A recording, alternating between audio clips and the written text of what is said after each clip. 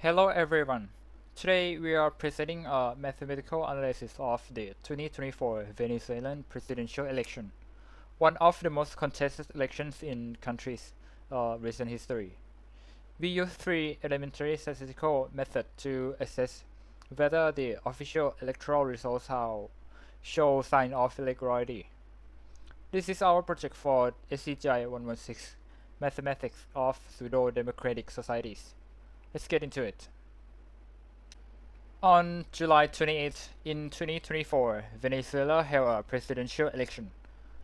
The National Electoral Council, the CNE, declared incumbent Nicolas Maduro the winner with approximately 51% of the vote. However, the composition coalition independently collected the 23.5% of the official voting tallies, known as actors, from their own poll witnesses. Their data show a completely different story. Opposition candidate Edmundo Gonzalez winning with approximately 67% of the vote. This is not a small rounding difference, that's a near complete reversal of the outcome.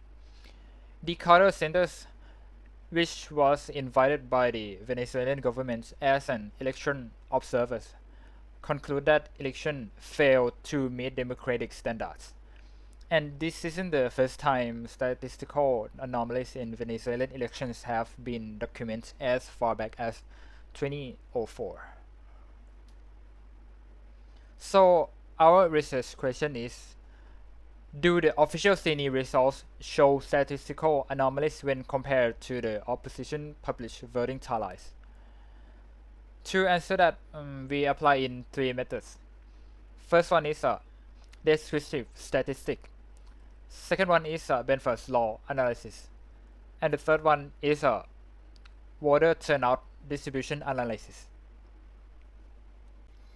So the first method, we start with a more straightforward approach, just comparing the numbers.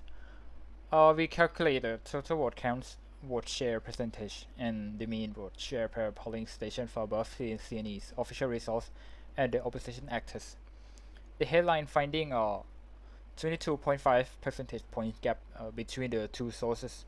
In raw vote terms, that translates to roughly 2.25 million votes in favor of Gonzalez that appear in the opposition data but not reflect in the official CNE totals. So the opposition data covers 83.5% of our polling stations. This is not a small sample. A gap of this magnitude across this many tallies cannot be explained by random variation or sampling error alone. This is the foundation of the other two methods. As is this discrepancy reflects in the structure of the data itself? For our second method, we use Benford's law, a powerful tool from forensic accounting that is also applied in electoral analysis. Benford's law states that in naturally occurring numerical data sets, the digit 1 appears as the first digit about the 30% of the time, while 9 appears only about 4.6% of the time. This isn't intuition.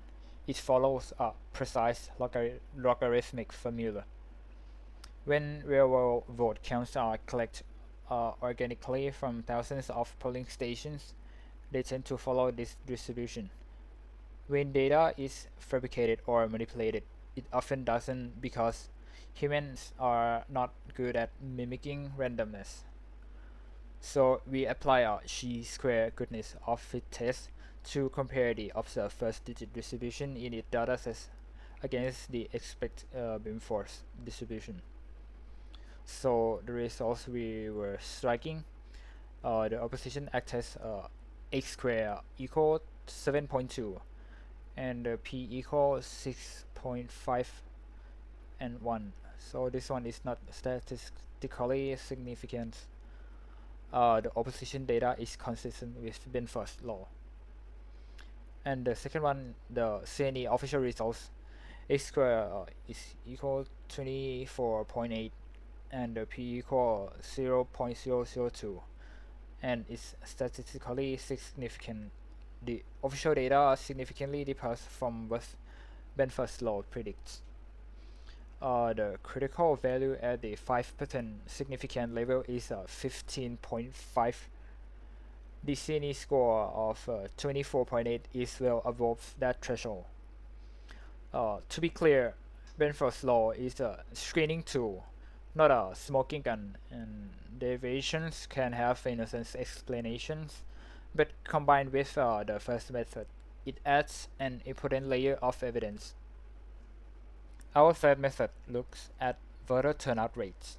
Across individual polling stations, we calculated turnout for each station, total votes cast divided by registered voters, and examine the distribution. In a legitimate election, turnout tends to follow a roughly normal distribution.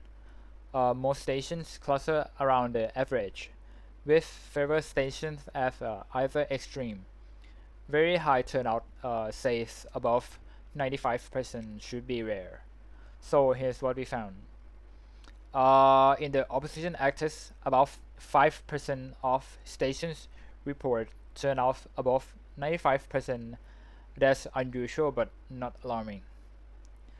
In the CNE official data, that figure jumps to 22%, over 4 times higher. More importantly, 78% of those high turnout CNE stations shows disproportionately strong support for Maduro. This pattern, a spike in a near 100% turnout concentrated in pro-incumbent areas, is a well-known signature in electoral forensics.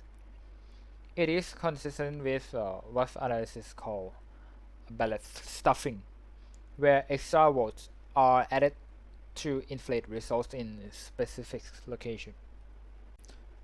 So let's bring all three methods together.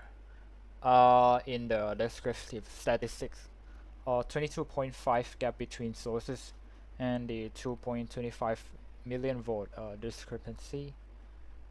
And the second one, Benford's law, so CNE x square equal 24.8, and significant deviation opposition x square equal 7.2, so normal.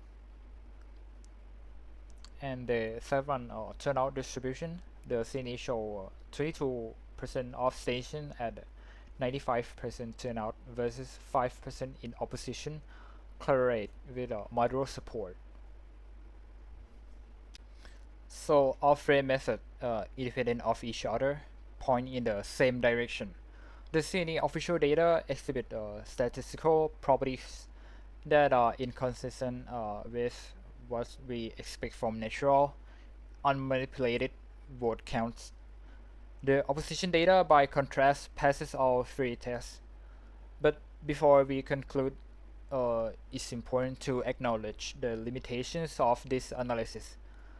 The Benford's law is a screening tool. It's not proof of fraud. We only have access to the 83.5% of the opposition's actors, and the CNE has not released disaggregated data for independent verification, which is itself a concern. So what can we conclude? The first one, 22.5 percentage point gap between official and opposition sources across the 10 million votes cannot be explained by a sampling error. Second one, the CNE official figures significantly deviate from Benford's law, with a p-value of 0.002, while the opposition actors do not. This suggests a structural difference in how the two datasets were generated.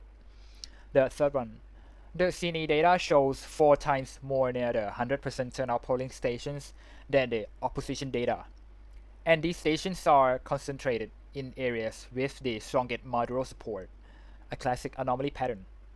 The fourth one, and importantly, all of our method use publicly available data and elementary statistics. Anyone can reproduce these results.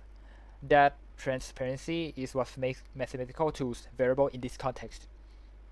And our final assessment, statistical anomalies alone do not prove fraud, but when three independent methods all flag the same dataset. The official one, the burden of proof falls on that dataset to provide an explanation. The Venezuelan people and the international community deserve transparent, verifiable results.